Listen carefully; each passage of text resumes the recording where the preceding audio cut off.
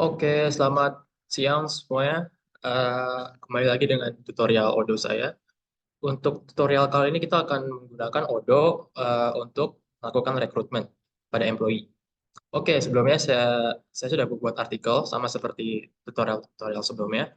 Bisa kalian lihat dari link ini yang ada di Google ini. Nanti akan saya post juga di YouTube mungkin.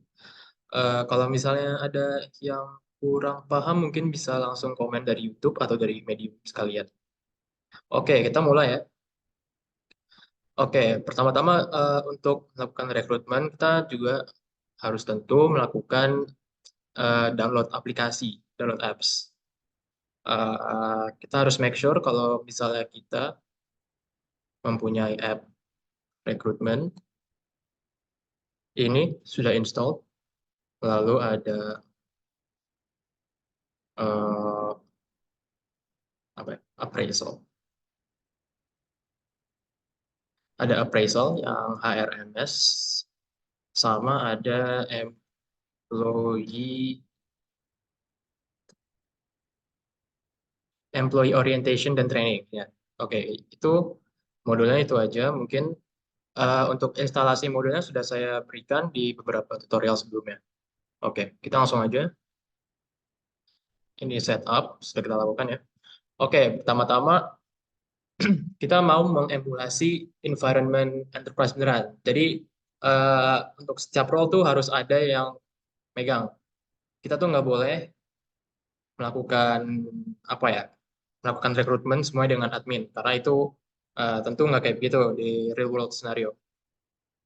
Oke, pertama-tama kita ini sebagai HR ya, oke HR kalian mau membentuk job position ya di sini.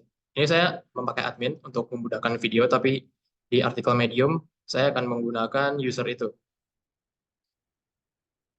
Oke, membuat job position ya.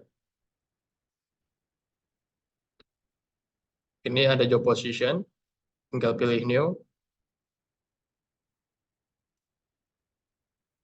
Sorry, tadi rekrutmen, maksud saya ini employee, configuration, terus ada job positions. Nah, ini tinggal new, terus tinggal bikin. Oke, selanjutnya ada step 2. Step 2 yaitu untuk membuat aplikan. Nah, caranya bagaimana? Kita tadi kan udah bikin job positionnya ya. Ini ada job position, dan ada job applicant. Di job applicant kita bisa langsung new. Ini akan terbentuk. Nah, setelah terbentuk itu nanti resultnya akan masuk ke initial qualification. Di gambarnya sudah ada di Medium. Ya, ini gambarnya note kalau first interview ini harus dipindah dulu. Jadi awal-awalnya emang selalu initial qualification. Oke, untuk step 3, tadi kan step 2 ya. Step 3 kita ada apa ya? SR. Oke, SR itu apa?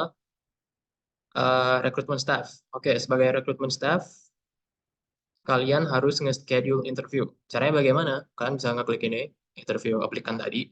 Lalu ada last meeting. Last meeting di chat, lalu bisa new. Nah, ini tinggal bikin schedule, mau kapan, startingnya kapan, endingnya kapan, dan sebagainya.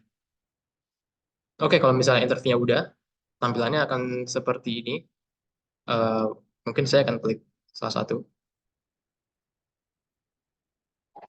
Ini ya, kita akan klik. Nah, ini contohnya. Lalu kalau dalam list view akan seperti ini. Nih, nah ini, sama kan seperti yang ini. Oke, lalu step 4, karena, oke, untuk step 4 ini kita memulai skenario ya. Jadi skenarionya kita semua aplikan, yaitu 2 aplikan doang, mereka telah lulus. Nah, setelah lulus tuh bagaimana? Jadi kita sebagai HR harus ngeklik Mark as done di setiap ininya, eh, apa ya nama? Di setiap meetingnya nanti ada Mark as done seperti ini, Mark as done. Bisa kita lihat langsung dari sini. Nah, ini karena sudah saya markas dan jadi tampilannya bagai seperti ini. Tapi harusnya ini sebagai markas dan. Oke, selanjutnya ada feedback. Sama feedback seperti markas dan akan muncul di sini tampilannya. Oke, selanjutnya step 5. Oke, step 5, kita sebagai HR akan memindahkan user kita. Tadi kan usernya di initial qualification, ya. Lalu ke first interview. Nah, ini yang membedain siapa? Yang membedain HR. Lalu sebagai HR, karena sudah interview, kalian mau memindahkan ke second interview. Oke. Nah, seperti ini. Ini kenapa HR, nah bukan yang lain, karena emang flow-nya seperti itu, ya. Jadi senior accountant nggak mungkin melakukan interview, apa meng-schedule interview. Oke, selanjutnya eh repeat step 4 again. Oh, oke, step 4 kan yang tadi ya, yang mark as done sama yang feedback. Jadi setiap meeting selesai, jangan lupa untuk nge-mark as done sama feedback. Ini penting karena akan muncul notifikasinya buat yang lain. Lalu step 5 ini oke, yang tadi ya, yang second interview. Setelah kita pindah, kita kan ini ya, ada scenario lagi yaitu first applicant nggak lulus interviewnya. Yang lolos cuma yang second applicant. Nah, berarti kita harus membuat refuse reason. Jadi kalau misalnya nolak employee itu harus punya reason dulu. Dan untuk membuat refuse reasonnya ada di recruitment, ada di configuration sama refuse reason. Nah, ini bisa pakai template. Ini sudah pakai template semua yang bahasa Inggris. Lalu yang bahasa Indonesia bikin sendiri. Tidak memenuhi harapan company. Oke, setelah itu bisa kalian langsung lihat di usernya. Applications, all applications. Oke. Ini contohnya ya. Contohnya ini kan sudah saya accept kan. Nih, sudah saya accept kan. Tapi kalau misalnya belum di accept, kalian kalau misalnya di counter proposal, ini bisa kalian deny. Caranya bagaimana? Caranya tinggal action, sorry, ini ada reviews ya. Ini kalau mau reviews, kalau pakai reviews reason, tinggal reviews, terus ini ada masukin reasonnya, tinggal di reviews. Tapi kalau nggak mau eh, reviews, bisa ke more, contract sign. Nih, ini akan di hire langsung sama company. Oke, selanjutnya ada step 6. Oke, untuk next step kan, oke, tadi kan scenarionya second interviewee, second applicant kan sudah di accept ya. Terus kalau di accept tuh kita harus bikin meeting lagi untuk onboardingnya. Nah, nah, tinggal meeting lagi, new onboarding nih, new meeting buat onboarding. Hasilnya akan seperti ini. Nah, ini onboarding. Lalu si HR-nya nih ada scenario lagi. Jadi HR itu gak mau nerima expected salary yang dikirim oleh aplikan. Jadi aplikannya kan pengen gajinya 22 juta, tapi company cuma bisa 20 juta. Nah, si tadi di job applicant-nya, nah ini dia akan dimasukin propose salary itu 20 juta. Itu kan 22. Oke. Nah, dalam circumstances ini si applicant-nya menerima 20 juta itu.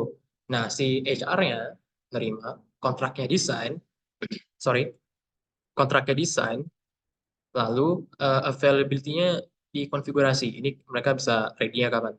Lalu apply job-nya dimasukin, departemennya dimasukin, dan seterusnya. Ya, oke, sudah semua.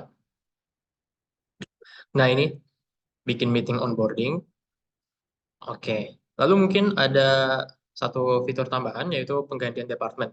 Jadi misalnya user tadi kan kita mau untuk position manager accounting and finance. Tapi misalnya kita mau nge-split departemen finance sama accounting ya. Caranya bagaimana? Kita tinggal ke departemen. Sorry, departemen. Kita bikin baru. Ini misalnya ini ada accounting ya.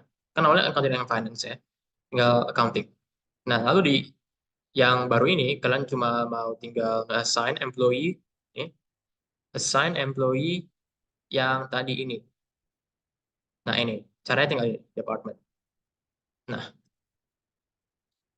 kalau sudah tampilannya akan seperti itu. Nah, akan seperti ini. Awalnya kan seperti ini ya, accounting and finance, tapi sekarang jadi accounting.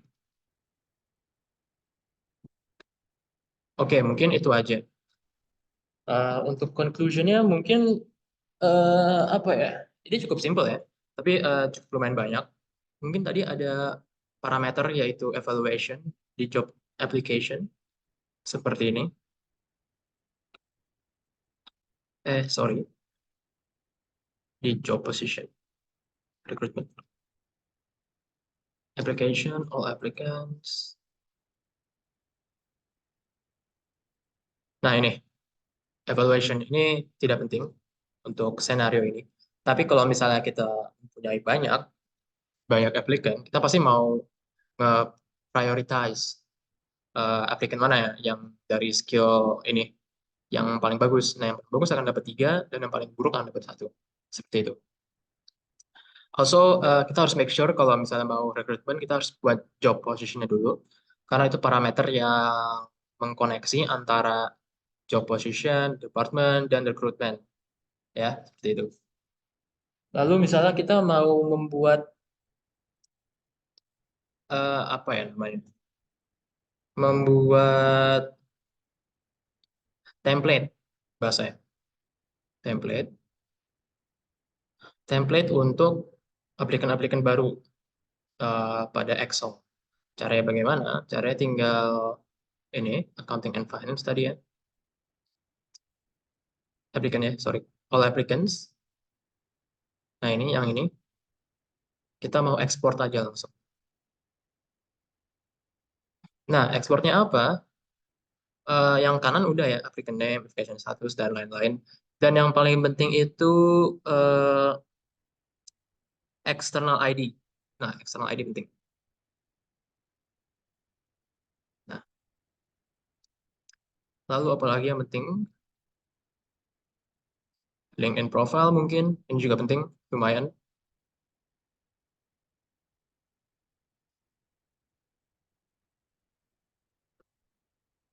Apalagi mungkin itu aja ya. Degree. Degree ini lumayan penting. Akan kita masukkan juga. Oke, itu aja. Kita langsung ekspor. Kita lihat.